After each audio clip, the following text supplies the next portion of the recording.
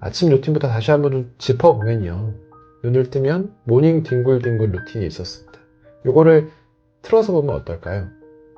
절대 뒹굴뒹굴하거나 스트레칭 없이 벌떡 일어나서 바로 세면대로 달려가서 구부리고 어프. 당연히 안 좋겠죠. 요 두 가지 플러스와 마이너스 기억을 해보시고, 그 다음 이어지는 건 우리가 일터로 나가서였습니다. 스탠딩에서 하면 아주 바람직하고 좋지만, 그렇지 않다면 최대한 자주 움직이고 각도만 유지해달라고 말씀드렸죠.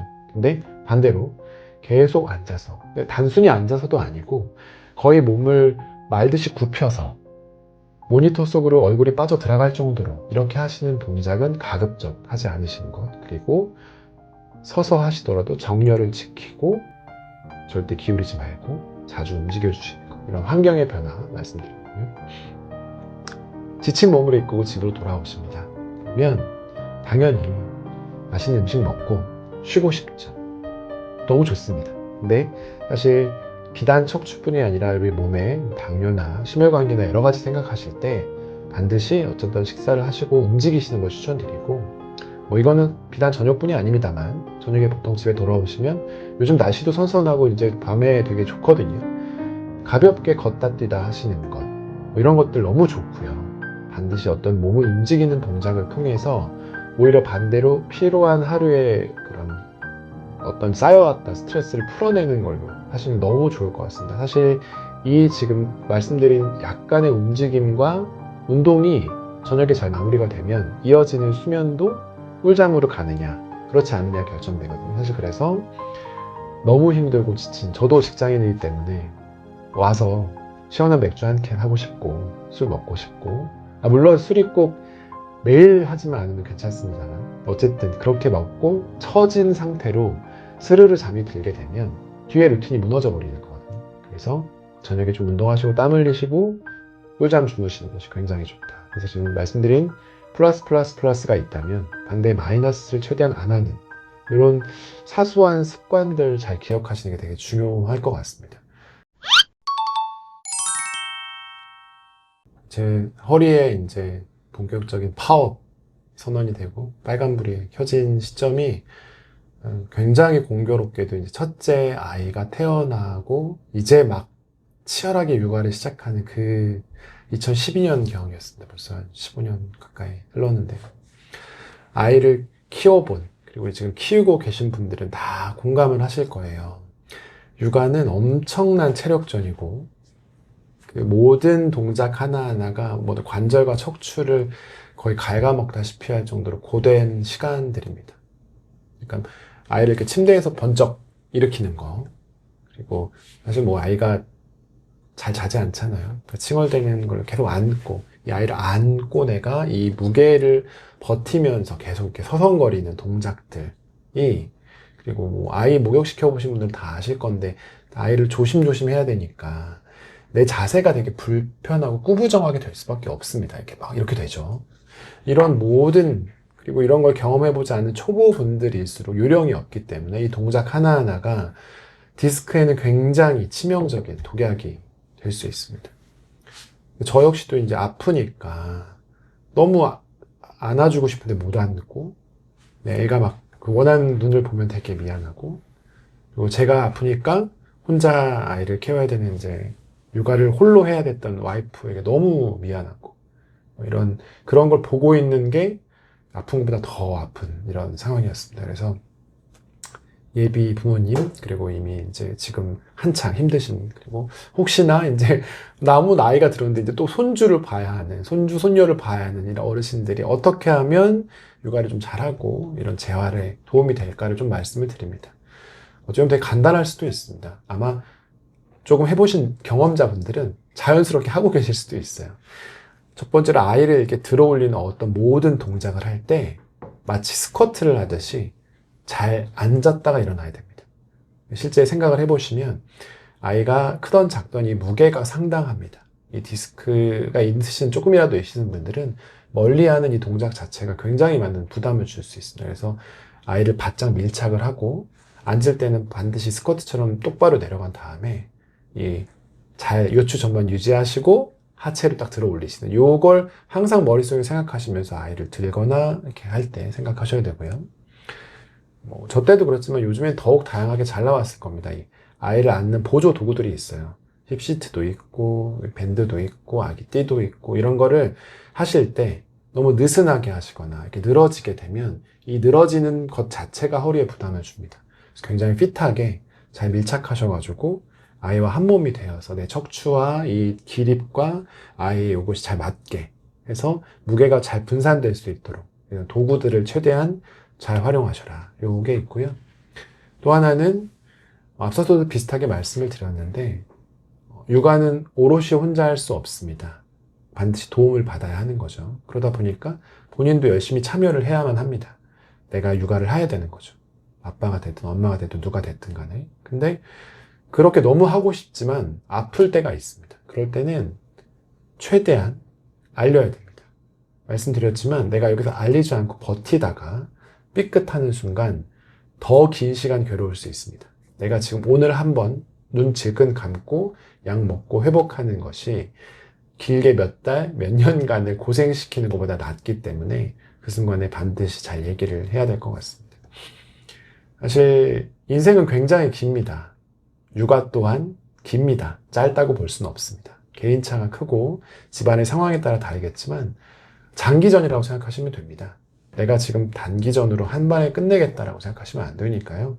우리가 마라톤 할 때 체력을 잘 배분해서 달리듯이 육아 또한 나의 체력을 잘 배분해서 장기적으로, 체계적으로 하는 것이 되게 중요합니다. 내 몸 건강, 특히 나의 이 척추 위생을 잘 지켜내는 것이 아이에게 줄 수 있는 그 무엇보다 값진 유산이라고 생각을 하시고 제가 드린 말씀을 명심하셨으면 좋겠습니다. 저 역시도 그렇고 많은 분들이 이제 디스크로 고생을 했는데, 우리 생각하는 허리 디스크로 고생을 했는데, 왜 갑자기 모기 이야기냐고 이제 하실 수 있습니다. 저도 원래의 의도는, 아까 서두에도 말씀드렸지만, 목까지 가지 않고 허리에서 끝나는 것이 목표였었습니다. 여기서 어떤 이벤트가 발생했는데, 지금 여기 이제 이 마크가, 제가 지금 몸담고 있는 아로마티카라는 회사의 마크이고요. 24년도에 이직을 했습니다. 24년도에 이직을 하고, 저희 회사가 추구하는 모토에 맞춰서 매달 이제 봉사활동 같이 이제 활동을 합니다. 그 당시에는 이제 여름에 비치 플로깅이라고 해가지고 해변가에 버려져 있는 플라스틱 쓰레기를 줍는 이런 활동을 했었습니다. 그러니까 많이 줍고 이걸 짊어지고 나르는 활동들을 하다 보니까 아마도 이제 목이나 평소 안 쓰던 근육이 좀 부담이 됐었던 것 같더라고요. 또 신입이다 보니까 굉장히 의욕적으로 막 움직이다 보니까 아마 좀 통증이 발생했던 것 같습니다. 그래서 병원을 갔죠. 의사 선생님께 제가 여기가 좀 아픕니다. 이를 해서 근육통인 것 같습니다. 아까도 제가 말씀드렸지만 제 스스로가 그때 당시만 해도 허리가 아니고 다른 곳이니까 전혀 생각을 못한 거죠. 근육통이겠지. 의사 선생님 말씀이 영상 보는 표정이 좋지 않으신 거예요. 디스크 같다. 에? 저 허리 괜찮은데요? 목 디스크 같다. 진짜 정말 그 등에 식은땀이 나고 눈앞이 막 캄캄해지면서 또 디스크란 단어만 들어 너무너무 싫으니까요. 근데 이제 이게 어쩔 수가 없는 것이, 그러니까 저 역시도 조금은 무지했던 거였죠. 한쪽만 봤던 겁니다. 그러니까 우리 척추는 많은 뼈로 이루어져 있습니다. 어린 시절에는 한 33개 정도의 뼈로, 그리고 성인이 되면 한 24개 정도로 정리가 되는데, 경추가 한 7개, 흉추가 12개, 요추가 한 5개, 이렇게 이루어져 있거든요. 여러분들 도미노를 보시면 첫 번째 블럭이 넘어지면 쭈르륵 다 무너지지 않습니까? 이 척추의 첫 번째 도미노가 바로 우리 지금 목, 경추에 해당되는 겁니다. 이 부분이 무너지면 다 무너지는 거예요. 제가 어떻게 중간에서 잘 버티고는 있었지만 사실 이 앞에서 이미 엄청난 무게감으로 허리에게 영향을 주고 있었던 거죠. 그 우리의 몸은 굉장히 신비롭습니다. 정말 경이로울 정도로 대단한 몸인데요. 어떤 한쪽에 무게감이 실려서 이쪽에 부담이 지면 반대쪽에서 이 보상적 패턴으로 그걸 보완하려고 더 노력을 하게 됩니다. 즉 만약에 목이 무리가 있다라고 하면 멀쩡했던 허리도 필요 이상의 과도한 부담을 짊어지게 되는 것이죠. 그렇지 않아도 여러 가지 스트레스로 힘들고 일상에서 지친 허리인데 앞쪽에서 무너진 것까지 버티려고 하다 보니 결국은 안 좋아지고 밸런스가 무너지게 되겠죠. 이 목의 건강에 있어서 이제 여러 가지 말들이 있는데 실제로 아까 말씀드렸던 것처럼 이제 저도 논문을 보다 보니 한스라즈라는 교수가 굉장히 이 분야에 많은 이야기를 했었습니다.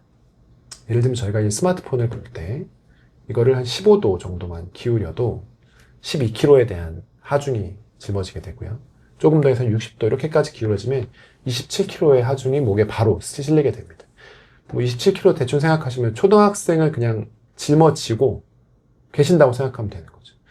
사실 이 어찌 보면 굉장히 갸녀린 목에 그 뼈 몇 조각에 20kg 넘는 게 계속 부담이 가해진다고 하면 사실 아무리 여기 근육이 튼튼해도 버티기 쉽지 않겠죠. 그래서 사실은 제가 이제 이 목에 대한 부분을 조금 고민하면서도 이거 진짜 문제구나라고 생각했던 게 여러분들 다 아실 건데 아침에 지하철 타시면 뭐 옛날 분들은 기억하실 건데 뭐 누가 책 봅니까? 다 스마트폰 보고 계시죠? 근데 그 스마트폰을 정말 아주 좋은 자세로 이렇게 보시는 분들은 거의 안 계세요. 다 이러고 보시고 계시거든요. 이 자체가 굉장히 각도가 이미 구부러져 있죠. 비단 스마트폰 뿐이 아닙니다. 저희가 사실 업무 컴퓨터 하실 때도 사실 아까 말씀드린 것처럼 이렇게 하시는 분들 많지 않습니다. 대부분 이렇게 거의 뭐 화면에 몸이 들어갈 정도까지 들어가고 그러다 보니까 요즘 친구들 책 보는 공부하는 친구들 봐도 사실 뭐 또 독서대를 잘 설치하고 올바른 각도로 좋게 앉아서 하는 친구들 많지 않습니다. 애석하지만 다 우리 애들부터 봐도 이렇게 하고 있거든요. 목에 굉장한 부담이 갑니다. 아마도 단언컨대 안타깝지만 어르신들보다 젊은 분들의 목 상태가 좋지 않을 거고요. 그것이 지금 젊기 때문에 버티는 것이지 만약에 시간이 지나면 그게 목으로 나타날지 허리로 나타날지 알 수 없는 노릇입니다. 그래서 이런 목에 대한 저의 중요성을 굉장히 깨닫고 이 부분을 이제 추가해서 책을 쓰게 됐고요. 제가 책 안에 소제목으로도 말을 담아냈는데 담과 담쌓기라고 해놨습니다. 여러분들 뭐 갑자기 고개를 확 돌리거나 누웠다 일어났을 때 삐끗하고 막 뻐근한 담 이거는 뭐 남녀노소 젊고 늙고를 다 막론하고 분명히 한 번쯤 경험이 있으실 거예요. 근데 내가 이렇게 삐끗했던 이 담을 그냥 지나가시면 안 될 것 같습니다. 어찌 보면 이 담이라는 신호가 여러분들의 경추의 첫 번째 시그널을 알린 걸 수 있거든요. 그러니까 뭐 비단 담뿐은 아니지만 이런 근육통이나 여러 가지 통증에 대해서 내가 혹시나 어깨가 아프고 등이 아프고 이것이 내가 단순히 근육통이 아니고 목에 디스크에 문제가 있는 것은 아닐까라고 한 번은 의심해 보시고 어떤 그 통증이 지속된다면 반드시 이제 상담을 받아보시기를 권해드립니다. 목을 바로 세우지 않으면 허리 아무리 치료해도 밑 빠진 독에 물 붓기라는 점을 명심하시기 바랍니다. 척추는 습관을 기억한다라는 제 책의 제목처럼 사실 우리 몸의 어떤 근골격계 구조는 어느 날 갑자기 어떻게 생긴 어떤 거창한 이벤트로 나빠지는 게 아니라 우리가 평상시 쌓아가는 어떤 습관에 의해서 사소한 습관들의 총합으로 이 건강이 결정된다고 볼 수 있습니다. 박진영 가수가 아마 이런 얘기를 했던 것 같아요. 몸을 내가 피부도 그렇고 건강을 잘 유지하는 건 나쁜 음식을 최대한 안 먹기 때문이다. 그러니까 나쁜 걸 절제하는 게 되게 중요하다고 했거든요.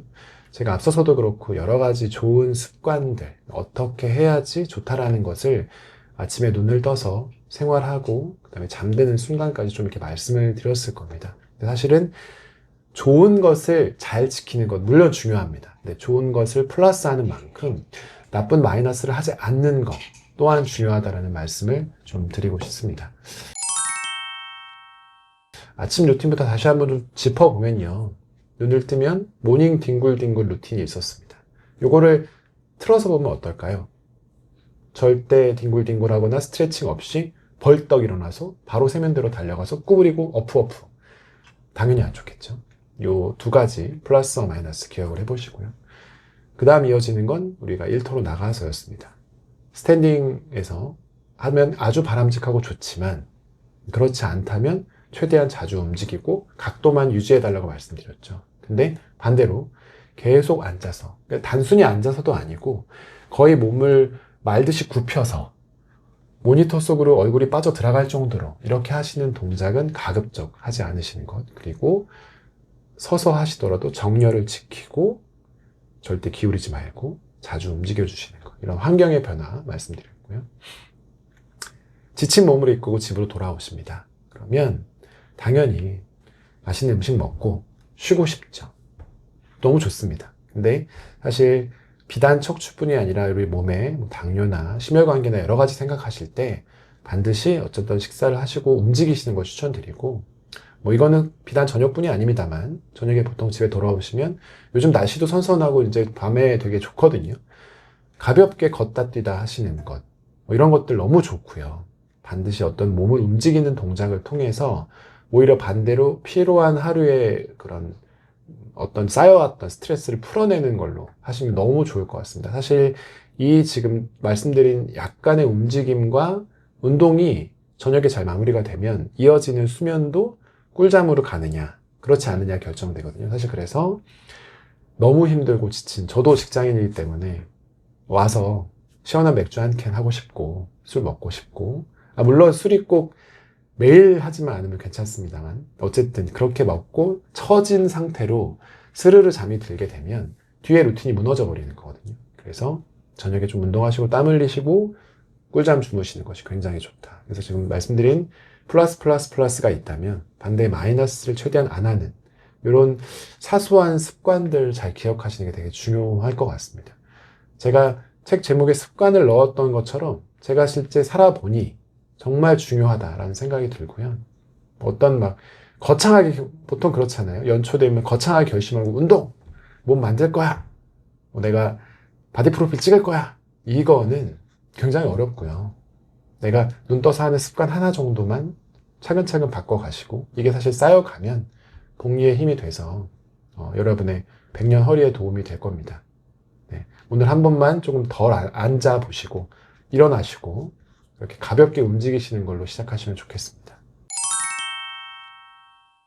긴 시간 동안 어찌 보면 되게 평범할 수 있는 연구원이자 40대로서 두 아들을 둔 가장, 아버지가 겪은 어찌 보면 굉장히 처절하고도 생생한 저의 디스크 관련 이야기를 잘 들어주셔서 너무 감사드립니다.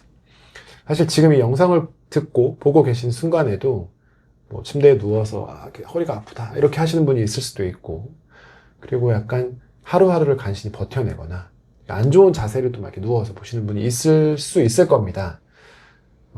뜨끔하시는 분이 있죠. 네, 그런 분들은 다시 좀 자세를 고추 세우시고 다시 한번 좀 들어주시면 좋겠습니다. 여러 번 말씀드렸는데 사실 디스크라는, 그리고 이런 질병들은 눈에 보이지 않습니다. 그렇기 때문에 본인의 마음가짐 컨트롤 되게 중요하고 주변의 이해와 배려 되게 중요합니다. 굉장히 자신감이 위축되기 마련입니다. 제가 이 책에 약간 서두에도 코어라는 COR이라는 것의 C가 컨피던스, 자신감이라고 제가 말씀드렸는데 사실 이 코어가 무너지면 자신감이 바로 무너집니다.